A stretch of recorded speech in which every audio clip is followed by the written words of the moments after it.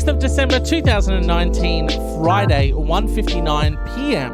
My name is James and this is Weird But Wonderful. Welcome back. It's your weekly dose of weirdness and exploration into the minds of strange people doing strange things. On this show, we cover everything from psychology journals and peer-reviewed studies to ridiculous news stories, all in the pursuit of trying to understand what makes people tick.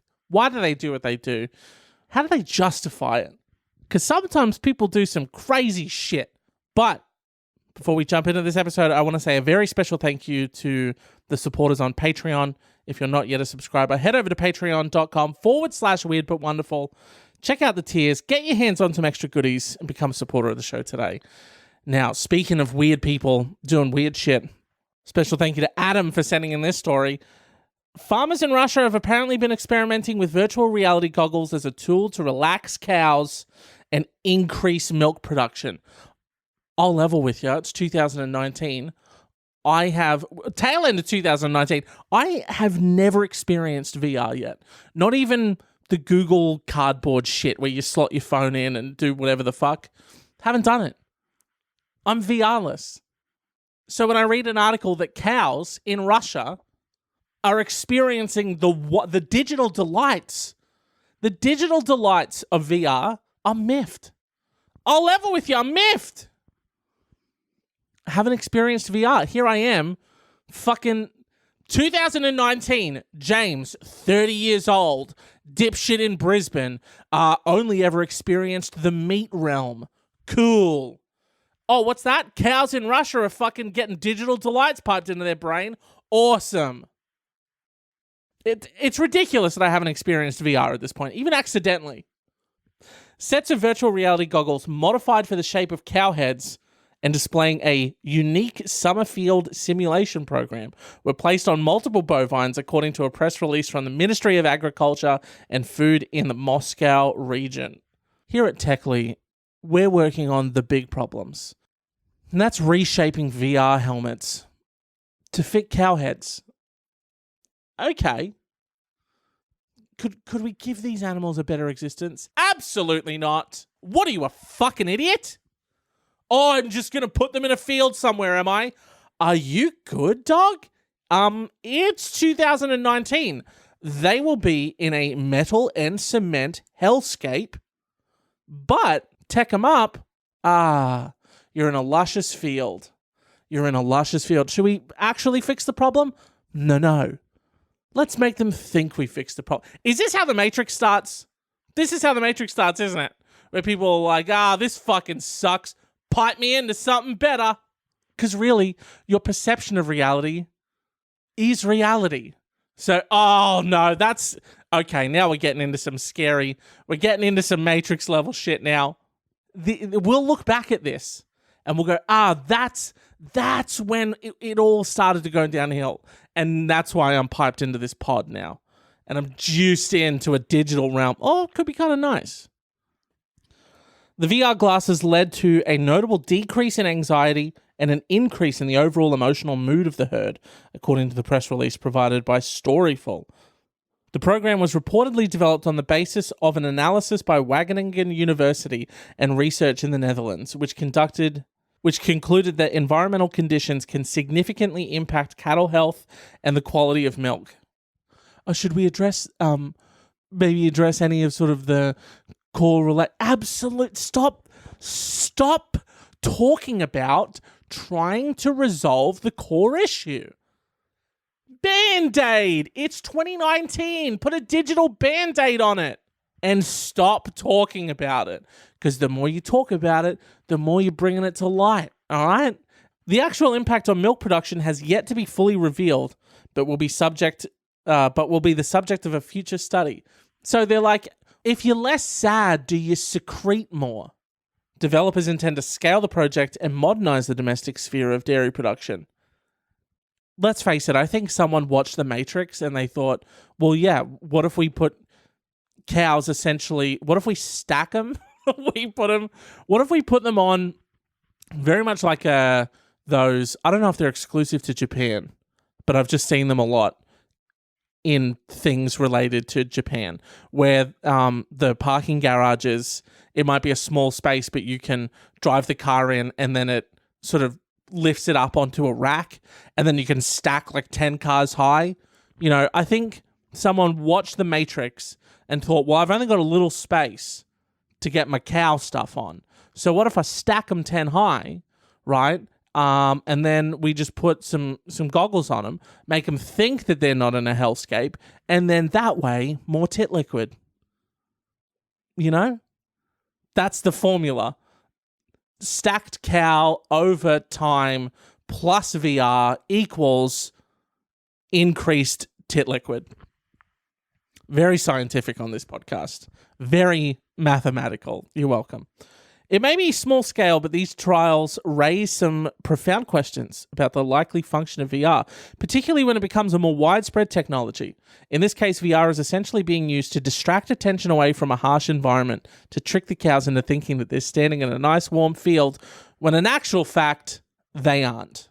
There's a danger that VR will be used on people to much the same purpose. Yeah, and kind of so it should be, you know? At least, like, don't tell me that I can't, you know what I mean? If I want to, hey, if I want to pull the wool over my own eyes, I should be allowed to do that. At a time of environmental breakdown, of increasing authoritarianism and growing inequality, there's a risk that VR could become a seductive distraction.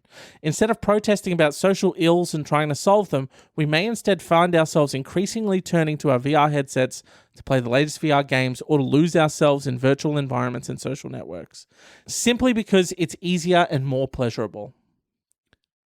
I feel like there's always going to be people who are diehard. I mean, look at the what's it called? The climate, I forget what they're called, that they have a particular name, but those climate activists who, I think it happened in other cities as well, but it happened here in Brisbane where people were super gluing themselves to the road. There was another one where people were like putting their hand like in a drum, like in a metal drum, and then tying their hands together inside the metal drum, so that, and then sitting in the middle of the road so that they had to come, open the metal drum, then undo their hands to take them away. Like, I feel like there's always going to be people who care about. I mean, look at the Sea Shepherd people who are literally putting their lives at risk fighting Japanese whalers. You know, I feel like there's always going to be people who give a shit. You know, I sincerely hope that there will always be people who give a shit about whatever cause it is that they're championing, or, you know, or environmental issues or whatever. You hope you hope that there will always be people who care and who aren't like just like, fuck it. Peace out, everyone. I'm doing life 24/7 in the Digiverse, you know? But this is, I mean, like, let's face it, this is the point in time we're going to look back on in the future. Like, in the future when the robots take over, we'll look back to now with all the work we're doing on AI, and they'll go, well, obviously that was it. And then obviously Boston Dynamics, that company, will be heavily to blame. AI will probably be Google's fault. The robot issue, that's going to be Boston Dynamics. And then, obviously, the VR problem when we all... Because eventually the robots, again, you see in The Matrix, they take over. They start to use us as energy juice. You know, we can look back at these Russian VR farmers and go, well, and that was your fault. All of the pieces of the Matrix puzzle are coming together. And it's going to fuse into what I will call the great Wachowski fuck of the 22nd century. Because it's going to happen, okay? And if how did the Wachowskis predict this is my next question. Because it's all coming together. I'm on to you, Wachowskis. Our next story. The boss of a bespoke sex doll company, the bread and butter, the life juice of this podcast, sex doll stories. The boss of a bespoke sex doll company calls for $10,000 sex dolls to be made available for free on the National Health Service.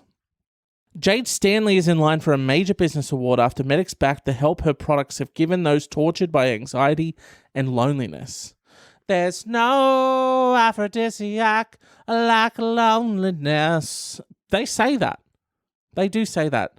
And in the words of Tom Jones, which, now that I think of it, should absolutely not only be the campaign slogan, but the commercial. Sex doll, you're my sex doll. The NHS can give it to me when I need to come along. Sex doll, you're my sex doll. And baby, you can turn me on. 10K. And she wants the health service to use their £5,000, which is about 10,000 Australian dollars, sorry.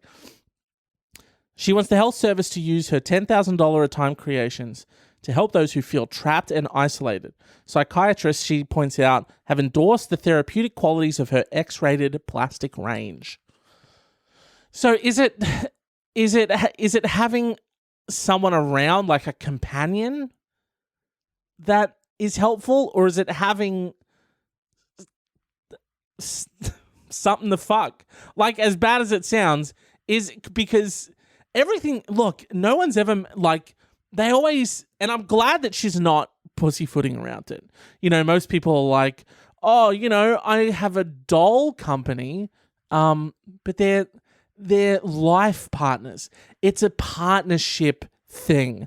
That's what it is. It's not a fucky fuck thing. She's coming out and she's like, no, fuck it. Like, this is, hey, psychiatrists have said it's good to fuck. So buy my fuck doll or get it for free, hopefully on the NHS. And, you know, don't worry, be happy. And fuck, you know? And of course she wants the NHS to fucking back them because they're $10,000. That's a decent chunk of money. If you get the government to buy them, well, they got the money. See, the government has cash for fuck dolls. But and she knows that. Consumers don't have the cash for fuck dolls. The government, they got the cash for fuck dolls, you know? Everyone knows it. No one's talking about it. The Bromsgrove businesswoman says she also provides an outlet for those engulfed in grief, as her bereavement doll service provides widowers with sympathetic copies of their dead partners. That's a little strange to me. If, like, because maybe, yeah, nah, it is. It is. I thought about it for 3 seconds and it's still strange. Because, how do I explain that to anyone? Or, oh, man. Like, if Samantha dies, which I hate to say, right? Hate to even put those words out into the universe. But if Samantha passed away, and then 2 months later, I have a friend of mine around for a drink, and I've got, you know, because I'm living loud and proud with my sex doll. I'm not going to hide it. My sex doll is sitting on the couch. Sorry, my bereavement doll service is sitting on the couch, right? Of course, because she's a person as well. Thank you very much. And then they look at the doll, and the doll is an exact replica of Samantha. Isn't that a little ick? A doll, come on! I can't be the only one to think that an exact doll replica of the person that you lost is a little strange. You know,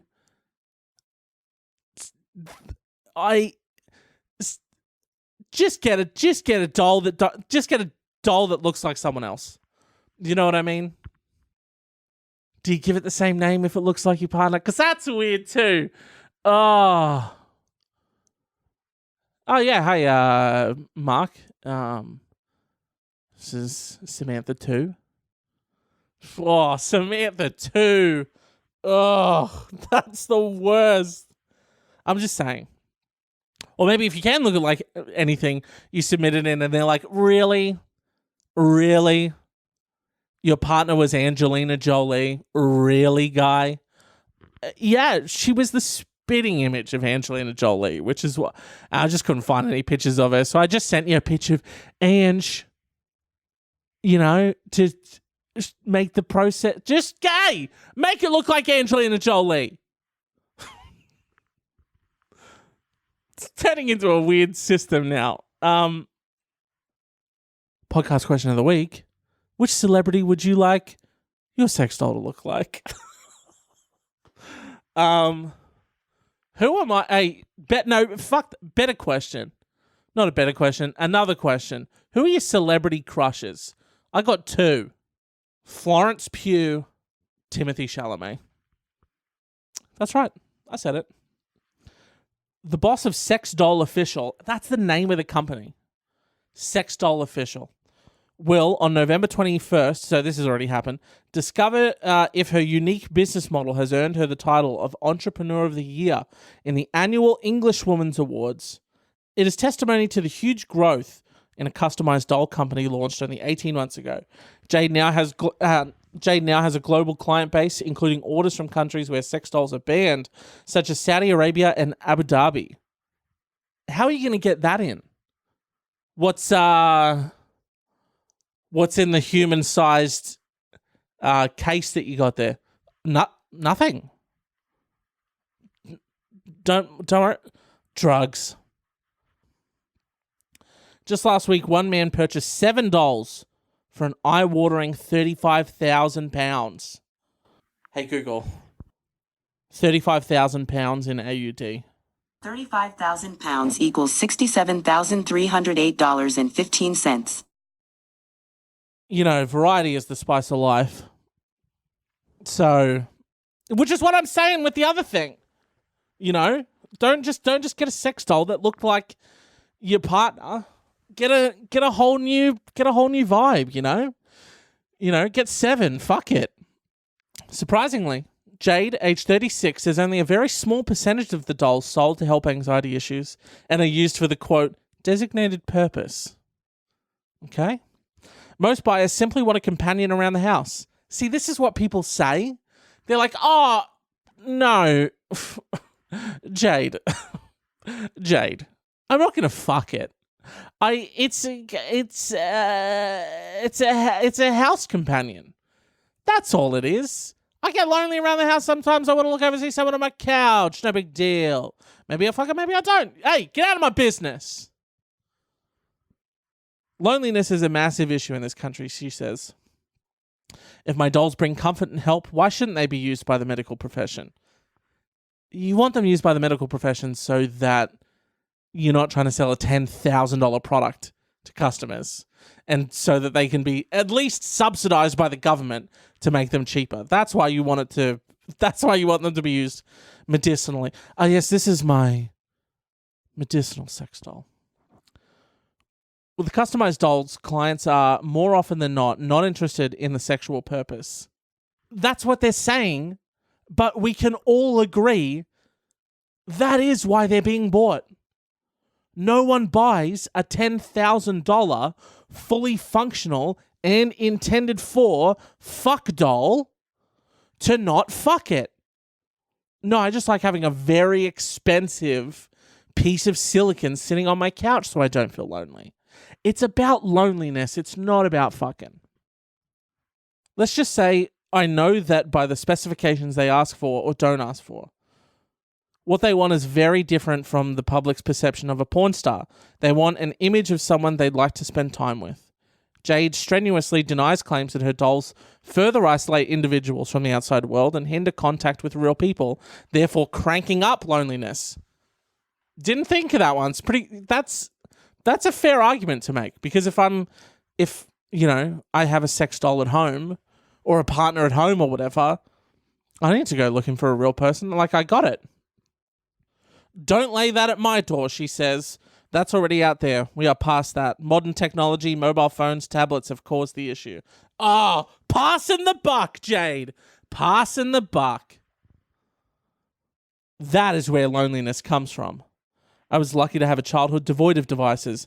Now it's become a closeted universe where loneliness is enhanced. Years ago, you had to pick up the phone to speak to someone. I'm helping to fix the problem. How? because they have to pick up the phone and call you and give you $10,000 so you can send them a doll? Jade's products are a very long way from the vinyl blow-up butt of adult humor. Crafted in a Chinese laboratory, they are uncannily lifelike. And the mannequins are set to get even more authentic. AI, artificial intelligence dolls, that's something I'm introducing slowly. It's the end of the world as we know it. Jade's putting AI into her fuck dolls. This is it. That's what this episode is about. We're identifying, like, this is it. It's everything about these stories. It's a crossover between The Matrix and Terminator. It's all happening. Open your eyes, sheeple. You're gonna be like how can we not see? Take a look at what's happening. We can see what's going on here. VR cows, AI fuck dolls, robots that can do backflips. Come on, everyone. Like, all of this technology is going to fuse at some point to our detriment. It's gonna happen. It's gonna happen, and you know what? I'm not above saying I told you so when it does. All right. I'm bookmark this episode because I'm gonna point back to it when all this shit starts to go pear-shaped. They're out there, but there's still a lot of research to be done. Frankly, the concept sounds like a script on a sci-fi movie, but with the current crop of customized models, clients provide the specifics, and like a bespoke tailor, Jade turns their dreams into a reality. Those specifics, she admits, can range from odd to downright bizarre. Horns on their head, spikes on their back, even a Medusa doll with snakes for hair. What? So someone wants to fuck a demon, basically. Spikes, horns on their head, spikes on their back, and Medusa hair. That is someone saying, you know, boring. I've had sex with a woman before. I want to know what it's like to fuck a demon. Jade, I'm going to send you some real specific tailor-made shit that I want on my doll, okay? And it ain't going to be like anything you've seen before. I want a dick on its butthole. I want spikes on its back, horns on its head, and Medusa hair. I want it to have a single breast and a butthole where its belly button is. Hey, let's see how custom this tech gets, Jade. I want to have sex with a demon. I build a relationship with customers, often not over the phone, but I do build a relationship. Mine is definitely a service industry. The business plan has been considerably tweaked since Jade launched Sex Doll Official. Back then, her pioneering rental service sparked national headlines after the sun. Rental service? You were renting out fuck dolls to people? Jesus Christ. That's no longer part of the expansive package. Turns out, after a lot of customer surveys, turns out people don't want to fuck the same fuck doll that other dudes are fucking. You know, didn't think of that one. You know, but hey, you know, we've pivoted, we've changed. Quite frankly, it's much cheaper in the long run to purchase a plastic partner outright. Jade, who cut her teeth in the tanning salon, is an unlikely torchbearer for a very adult industry. The married mum of four simply saw a gap in a very lucrative market and ran with it. America and Canada have proved very rewarding hunting grounds, and the customer base is swelling month in, month out. That customer base does not solely comprise of men. There are dolls for women too. 10% of my customers are women. Women are becoming a little bit braver. They want a doll to share with their partner. My husband is very supportive, and ours is a very, very tight family. When I say what I do, some people are shocked, but the majority go, good on you. All I'm doing is providing a service. Does anyone say that? What do you do for a living, Jade? Oh, well, I'm in the bereavement. I'm in the partner services industry. Oh, what does that entail? Well, it entails a lot of silicon. A lot of horns recently, actually, which has sort of been a bit strange. Didn't expect that one. Someone wanted a butthole on the belly button. Anyway, it's fuck dolls. I do fuck dolls. Oh, good on you. You know, I've always said that the world doesn't have enough fuck dolls in it.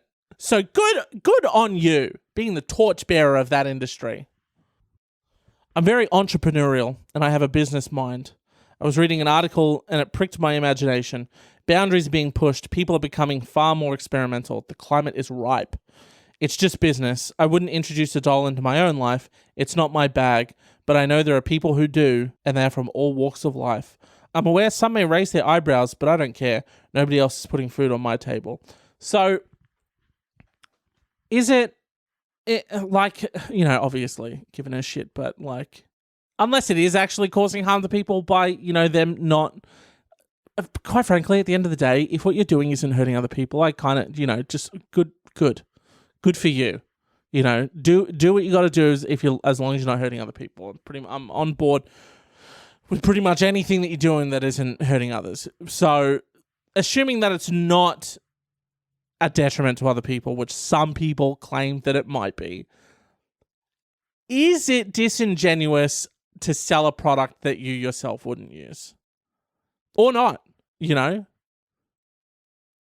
I'm sure people can think of examples of, people who own companies or work for companies where they're like, no, I don't fuck with that at all. I often think that if I work for Adidas, am I not allowed to rock Nike at all? What if I really fuck with a Nike jacket and a fresh pair of Nike Dicks? Obviously you can't if you're a higher up person at one of those companies. There would have to be cases of people who have businesses and sell products that they themselves don't use. But she just seemed to distance herself a little too quickly and a little too firmly. You know what I mean? I saw a gap in the market. Okay, it's not for me. As for other people, gross, but not for me. Okay, I don't want to fuck something made out of silicone. Good for some, I guess, but definitely not for me. Gross. Our final story here. A disgusting driver spat food into a woman's mouth during a road rage dispute, police say. David Paul Whipperman, 61, was arrested on Thursday in connection with the vile attack on the female driver in Pinellas County, Florida. Police said Whipperman got into a road rage incident with the woman on October 9th, although it is unclear how the fight began. Whipperman reportedly got out of his Chevy S10 truck and approached the woman in her 2014 Kia sedan. The woman rolled down her window and apologized to Whipperman, who spat food that he had been chewing into her face. The food struck the victim in the face and entered her mouth. Police wrote in the arrest report, Whipperman then opened the driver's door, shouted at her, and stuck his finger in her face. He reportedly left after a passerby interrupted the incident, according to the smoking gun. Police did not say why it took several weeks for Whipperman to be arrested. He has since been charged with felony battery and burglary of an occupied vehicle. Whipperman was booked at the Pinellas County Jail Friday in lieu of $12,500. According to public records, Whipperman has an extensive criminal past that includes arrests for battery, grand theft, battery with a deadly weapon, and disorderly conduct. So all of that, how do you get food into someone's mouth? Even when you approach the car, right? Very rarely, whenever you get into any kind of altercation on the road, does someone say sorry or take the blame for the bad thing that's happening. Even if the person does the wrong thing, they're still like, fuck you to you when you've done nothing. You know what I mean?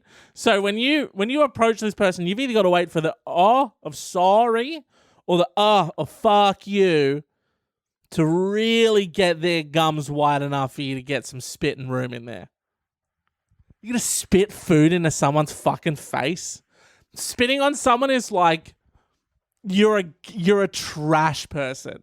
But spitting, just, how do you like, he's like, oh, fuck, hey, fuck.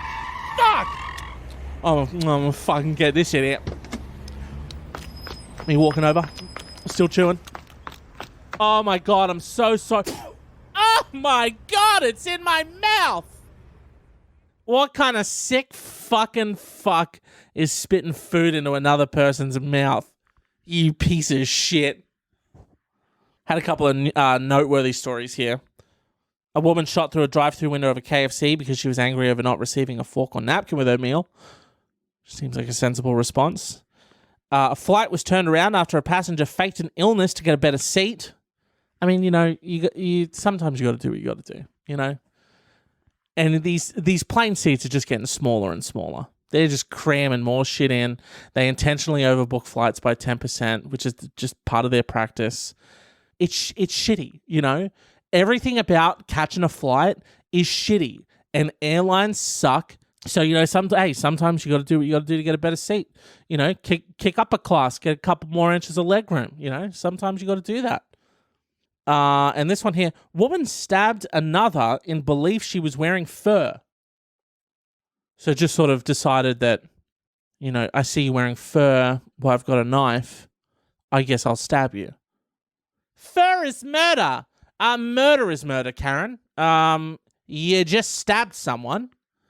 The victim had brought children she was babysitting to a church choir practice where Lowell stabbed her twice in the arm and once in the abdomen with a kitchen knife, according to a Cleveland Heights police report. This fucking person. It's not even like, and then the victim was stabbed with a small pocket knife that the other person had. Or the other person had a blade on a multi-tool and stabbed them. You're rocking around in public with a kitchen knife, dude? Are you good? If anyone is rocking around with a kitchen knife in public, they're out to stab. They're out looking for someone to stab. A man wrestled Lowell to the floor and held her until officers arrived. The victim remained hospitalized Thursday, Police Chief Ann Muckelberg said, and it's also not clear whether the victim was wearing real fur. So just sort of saw some fluffiness and got to stabbing. Lowell or Lowell? I'll say Lowell. Lowell was arrested a year ago on suspicion of attacking someone she believed was wearing fur at a Whole Foods store in University Heights. A police report said Lowell punched and then tried to cut a woman wearing a jacket with fur on its hood with a serrated blade of a Swiss Army knife. Well, at least in that case, it was a Swiss Army knife. Still not good. I'm just saying, someone having a Swiss Army knife on them is a little more normal than someone rocking around with a fucking kitchen knife in their pants. You know what I mean? The jacket was gashed, but the woman was not cut. Lowell was indicted in January on one count of felonious assault in Cuyahoga County. An online court docket shows she pleaded not guilty by reason of insanity. And the case is now pending. In March 2012, Lowell was indicted in federal court in Cleveland after authorities said she posted on Facebook that she wanted to hire a hitman to kill someone wearing fur.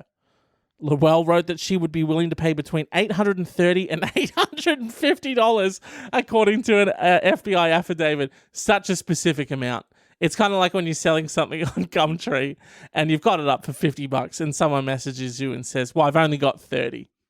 Well, you take 30, I've only got 30. Doesn't matter. Well, I've got 8. Yes, I've got 850, but I did want to buy that nice bottle of wine. $830 to $850. Whenever you say between two prices, people always go the highest one. Just say the highest price. An undercover FBI agent contacted Lowell, who asked that a person be killed with a gun or a knife at a Cleveland Heights library, and that she planned to be there when the murder was carried out. Jesus Christ. Lowell told the agent she wanted to set up an animal rights militia and specified that a victim at the library should be at least 12 years old and at least 4 feet tall, the affidavit said. She was arrested in February 2012. Dog. How is this person not in prison forever? After all these crimes are committed, still out there rocking around stabbing someone with a kitchen knife at a fucking choir practice, who turns out the victim may have not even been wearing fur. Okay, here's what we're going to do. I want to set up an animal rights militia. Yeah, awesome. No, that sounds great. That sounds really good, actually. I'm on board for that. Yeah, so we're going to go into a library. Yeah, okay, I'm with you. We find a 12-year-old. Okay, I don't see why that's relevant. They should be at least 4 feet tall. That's pretty short. I don't understand why then we kill them. What? Animal rights! What does that have to do with animal rights? Kill! So, fur is murder. Couple of takeaways from today's episode. The future is coming, and it looks dark. And also, fur is murder. And murder is murder. Fur is murder is murder. AI robot fuck dolls are going to kill us, is basically the takeaway. So that's going to do it for this episode. Head over to One Weird Podcast on Facebook, Twitter, and Instagram to keep up to date with all the goings on. While you're there, let's have a chat. Podcast question of the week. What celebrity would you like your fuck doll to look like? Be brave. Post it on social media. Or if you feel less inclined to answer that one, who are your celebrity crushes? And then I'll infer that that person or those people are the ones that you want on your fuck doll. Either way, you're answering the real question. You know what I mean?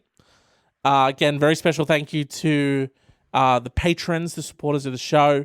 If you're digging the show and you want to show your support, you can head over to patreon.com/weird but wonderful. There's also a Patreon app where you can search Weird but Wonderful. It's not just a web-based thing. And if you want to throw a couple bucks my way and show your support, or you want to get your hands on some extra goodies, it lets me know that you're digging the show and what I'm doing here. And honestly, it'd mean the world to me. Keeps the lights on, as they say. And, I'd very much appreciate it. So, again, head over to patreon.com/weird but wonderful. Become a bloody supporter today. Kick me a couple bucks. You can also find me on Twitter and Instagram at mypixelpersona. But that's going to do it. Thank you so much for listening. Share the show with a friend. It's the silly season. It's Christmas time, and lots of time being spent with friends and family. So while you're with them, say, hey, check out this podcast that I've been listening to. I think you might enjoy it. Or even if they won't, you go, hey, check out this podcast. I think you might enjoy it. But they're going to hate this shit. Fuck them. And leave a review. Wherever you listen to podcasts, if you have the ability to leave a review, it lets people know, it gives a little more credibility, it makes people go like, okay, well, maybe this isn't just one guy in a room in Brisbane talking to himself into a microphone, maybe this is a real legitimate podcast. Don't listen to 6 seconds of it, just some loser on his own. So come back for the next episode, and I'll see you next time. Love ya. Peace.